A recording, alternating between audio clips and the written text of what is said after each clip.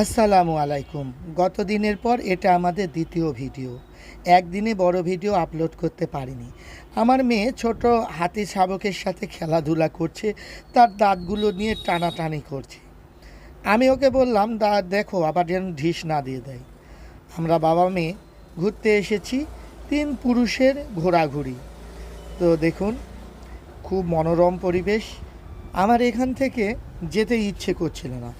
মেয়ের পীড়াপিড়িতে সামনের দিকে এগুতে থাকলাম, কারণ সে বলতেছে এখানে আর কিছু দেখার নেই, আমরা সামনে যাব। আমি সেই সময় একটু পান চিবুচ্ছিলাম, কারণ কিছুক্ষণ আগেই খাওয়া দাওয়া করেছি। ঘুরতে এসেছি, খাওয়া দাওয়ার পর একটা পান খেলে ভালো লাগে। পান সব সময় খাই না, মাঝে মধ্যে খাই, শুধু কোনোখানে ঘুরতে গেলে কিংবা মনে আনন্দ থাকলে।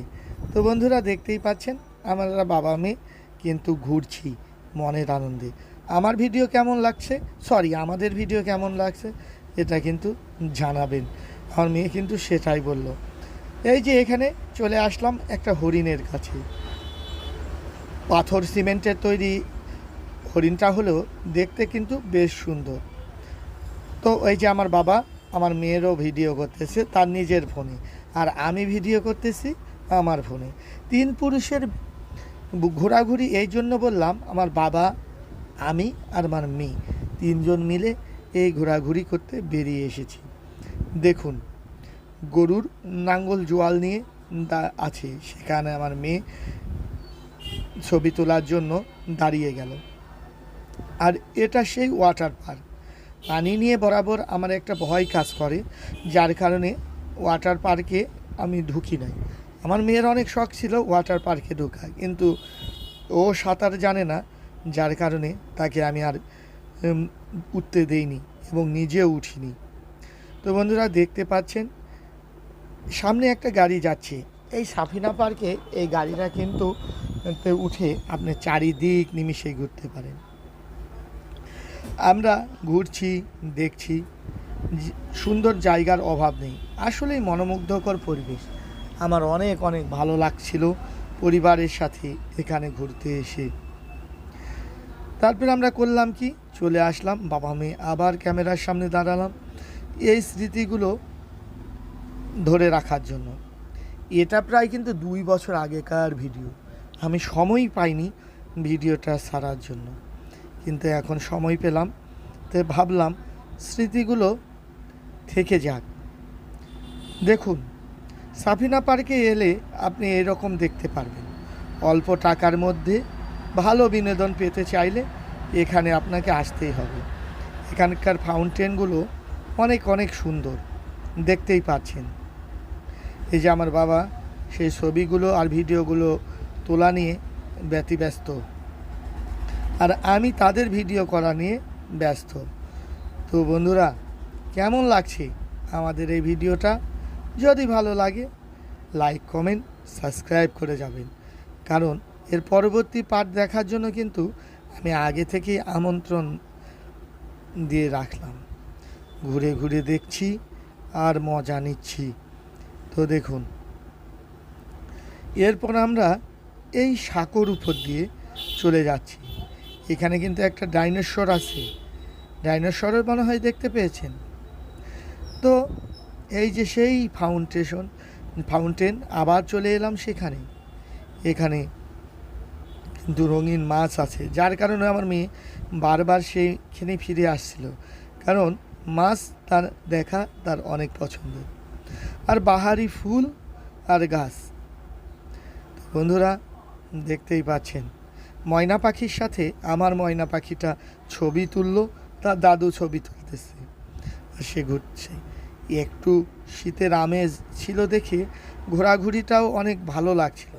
এই যে দেখুন, ময়না পাখির সাথে আমার ময়না পাখি কীভাবে ছবি তুলছে।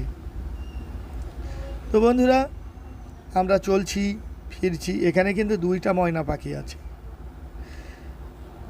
তো আপনাদের কেমন লাগছে?